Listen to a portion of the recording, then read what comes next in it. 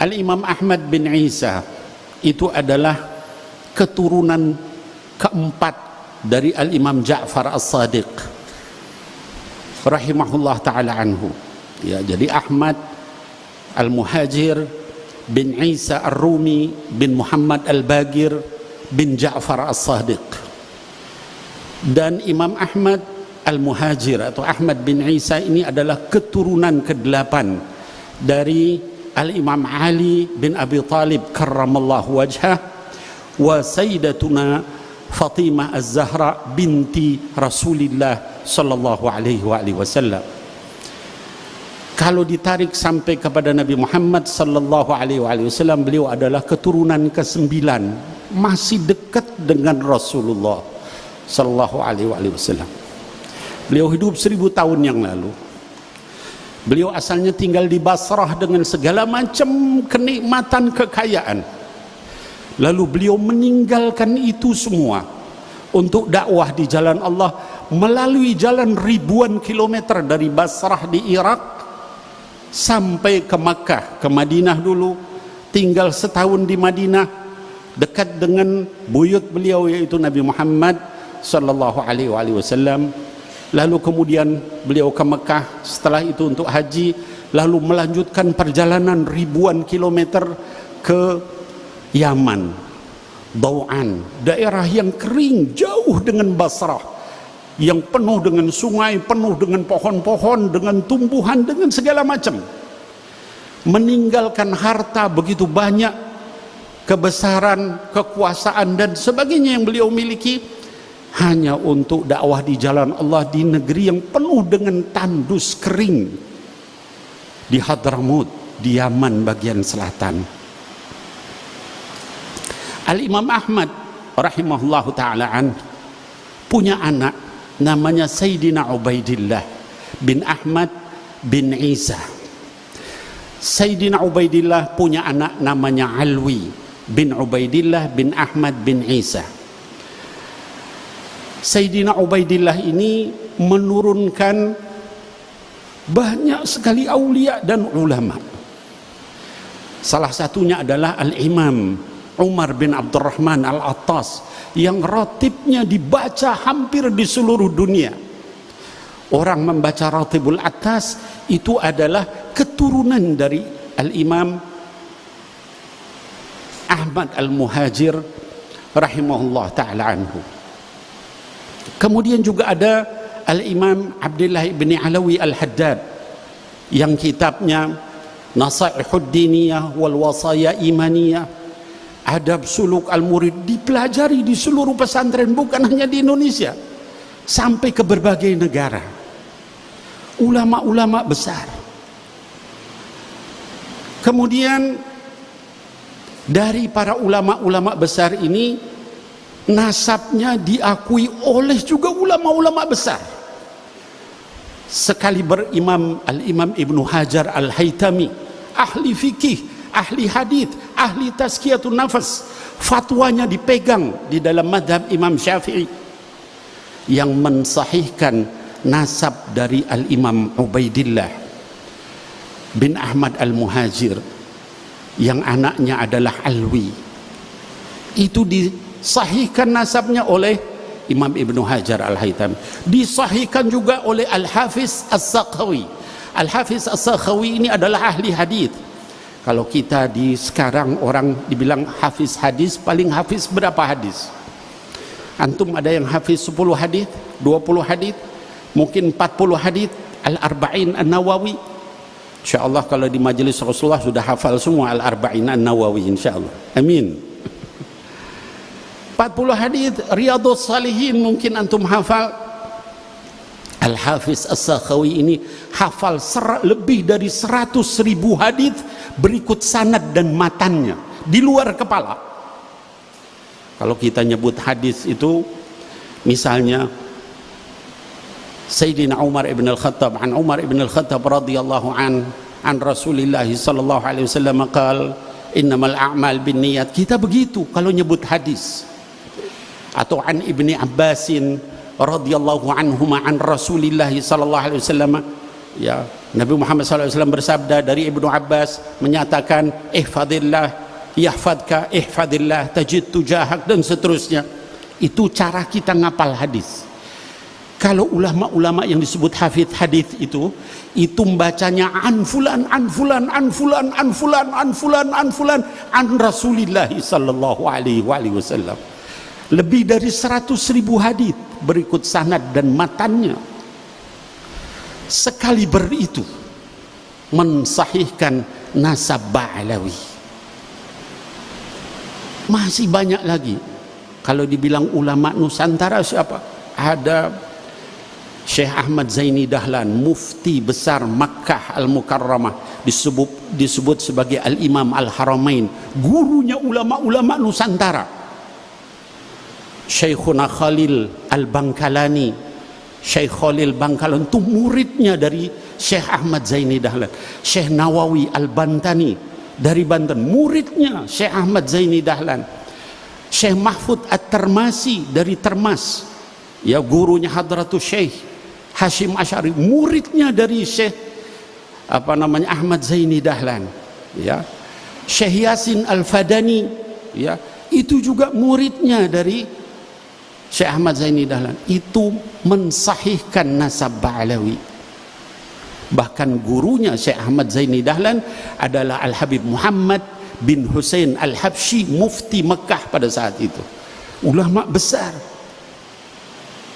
Kalau kemudian ada yang menafikan nasab itu berarti menganggap semua yang tadi saya sebutkan itu nggak ada artinya. Ulama-ulama itu semuanya tidak benar, semuanya salah, semuanya bahkan menipu.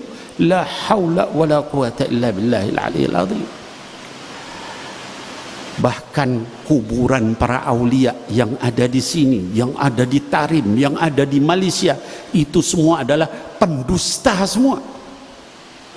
La haula wala quwata illa billahil aliyil azim. Jadi anak-anakku sekalian, fitnah akhir zaman, ya, ini bukan masalah kecil, ya. Apalagi yang nyebut begitu, ya, itu belajar nasab juga entah di mana, gitu, di negeri antah berantah. Tiba-tiba jadi pakar nasab, kemudian menyatakan itu enggak sahih, bohong. Membohongkan nasab seseorang itu sama dengan mensahihkan orang yang bukan nasabnya. Berarti Sayyidina Ubaidillah itu kemana nasabnya? Kalau dia anak zina, itu keturunannya aulia zina semua. Haula wala quwata illa billahil aliyil azim. Ini bukan masalah sederhana, masalah besar sekali. Keberkahan ilmu, keberkahan kitabnya, keberkahan doa-doanya hilang semua. Saya tidak menyalahkan, silahkan orang mau percaya nggak percaya nggak apa-apa, tapi jangan kemudian terus dikatakan ini pembohong semua. Anda ini siapa dibanding ulama-ulama itu, ya? Nggak apa-apa mau nggak sepakat, ya, silahkan mau meneliti, silahkan, nggak ada masalah, ya. Obib karena akhlaknya nggak sesuai. Kalau akhlaknya nggak sesuai, celak saja akhlaknya, ya. Oh, ini ada Habib ini nggak bener, galil adab, nasihati, nggak mau tegur, nggak mau marahi, kalau perlu penjarain. Tapi jangan dinafikan nasabnya. La haula wala quwata illa billah. Lagian cuman berdasarkan satu kitab, ya, kitab gacoannya ini, ya, nggak ada di situ, dinafikan. Haula wala quwata illa billah. Saya ini punya anak 5, belum saya tulis di Robito Halawiyah nasabnya itu, belum saya tulis. Tiba-tiba ada orang bilang, Bib, itu bukan anak Habib itu. Gimana kira-kira? Hanya karena saya nggak nulis. Dan saya nggak nulis bukan karena nggak mau nulis. Saya berharap anak-anak saya bercermin dengan akhlak Sayyidina Muhammad dulu sallallahu alaihi wasallam, daripada dia bawa buku-buku nasab. Nanti kalau udah akhlaknya bagus, ini kira-kira pantas, baru dia kemudian dengan berat hati membawa nasab itu. Kenapa? Karena takut ini nanti nama Nabi Muhammad yang kebawa sallallahu alaihi wasallam. Gimana kalau kita nggak benar, kalau kita ngaco, kalau kita salah, kalau kita maksiat, kalau kita mungkarat. Jadi nggak apa-apa kalau misalnya dikatakan nih banyak Habib yang galil adab, atau yang nggak benar, atau yang nggak apa-apa. Memang jangankan keturunan Rasulullah sallallahu alaihi wasallam, pamannya sendiri masuk neraka, Abu Lahab. Tabbat yada abi lahabi wa tab. Allah yang bilang kalau nggak benar masuk neraka, ya. Nah apalagi keturunannya, pamannya sendiri, kalau nggak benar masuk neraka, ya. Jadi jangan, ya Allah, ngeri gitu ya. Dunia saat ini nih, la haula wala quwata illa billah, ya. Nah, anak-anakku sekalian, hadirin wal hadirat, kami di majelis Rasulullah ini seringkali orang bilang, Bib, itu kan masalah kecil, biarin. Masalah ini bukan masalah kecil, ya. Masalah kehormatan ulama-ulama besar, ya, yang diremehkan, dilecehkan, ya. Majelis kita, majelis Rasulullah ini ngajarin akhlak, adab dengan baik-baik. Kiai Syamsul ini ulama kita di PWNU itu susah payah ngajak orang supaya berakhlak baik. Tapi mereka ini, haula ini, ngajarin orang untuk benci, gitu ya, nyaci maki orang lain. La haula wala quwata illa billah. Saya ini anak-anakku sekalian, alhamdulillah dengan izin Allah, sampai umur saya sekarang 57 tahun, hampir 60. Saya rasanya belum pernah nyaci maki orang dengan nama binatang. Tapi sekarang di Instagram saya, di Facebook saya, orang menyatakan, hei keturunan anjing, hei keturunan babi, kata begitu. La haula wala quwata illa billah. Saya sih tidak masalah dibegitukan, alhamdulillah. Apa taghfir ad-dunub tarfa' derajat, ya, diampuni dosa-dosa saya, diangkat derajat. Tapi itu kalau ada yang begitu langsung saya hapus, saya blokir. Kenapa? Takutnya jamaah yang marah, bukan saya, gitu. Terus jadi konflik horizontal. Ini menyebarkan kebencian kemana-mana, ya. Sampai anak buahnya segitunya. Kalaupun kita ada seorang koruptor, ya, ngemaling uang negara berapa triliun, pantas nggak kalau kita bilang, hei keturunan babi kamu atau anjing? Dia kan punya bapak, punya nenek, punya kakek. La haula wala quwata illa billah. Koruptor, pencuri, pemabok aja nggak pantas dibilang keturunan babi, keturunan anjing. Ini mereka begitu, ya. Saya pribadi alhamdulillah, ya, ini pahala yang nggak mengandung ria, tidak ditunggu-tunggu, datang sendiri ngampunin saya, alhamdulillah, alhamdulillah. Tapi yang saya takut itu nggak semuanya bisa begitu, ya. Ada orang yang dibilang keturunan babi marah, ya. Kalau nanti dibacok jadi apa? Kan jadi kacau ini, ya. Terus kemudian dilaporkan, ini pembohong Robito, ya. Mau dilaporkan ke polisi. Berarti ini bukan orang ikhlas mencari ilmu ini, ya. Memang ada pesanan di belakang itu untuk menghancurkan umat Islam, ya. Jadi ala kulli hal, ini akhir zaman. Saya ini sebenarnya nggak mau ngomong begini, gitu ya.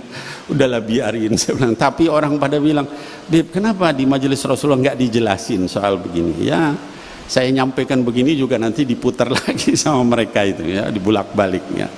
Jadi saran saya nggak usah didengerin yang begitu. Itu ngotorin hati, nyakitin hati. Bandingkan ulama 1000 tahun yang lalu dengan sekarang.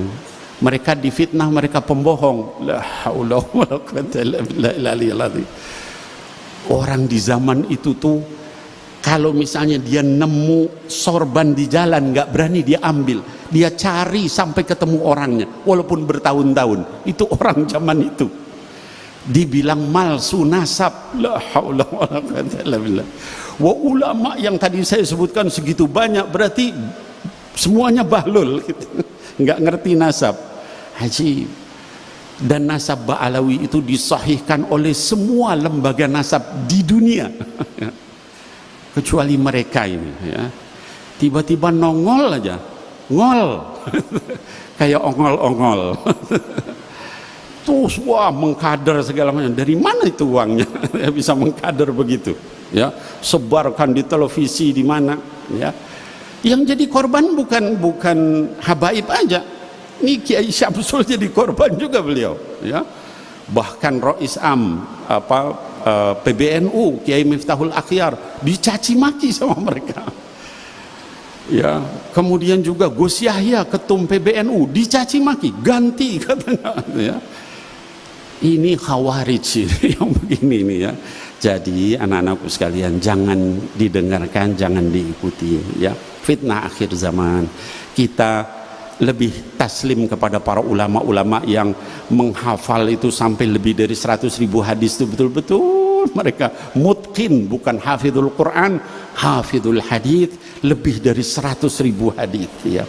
Ulama-ulama Nusantara yang sejak dulu yang luar biasa keilmuannya ya, dibanding orang yang ya begitulah ya.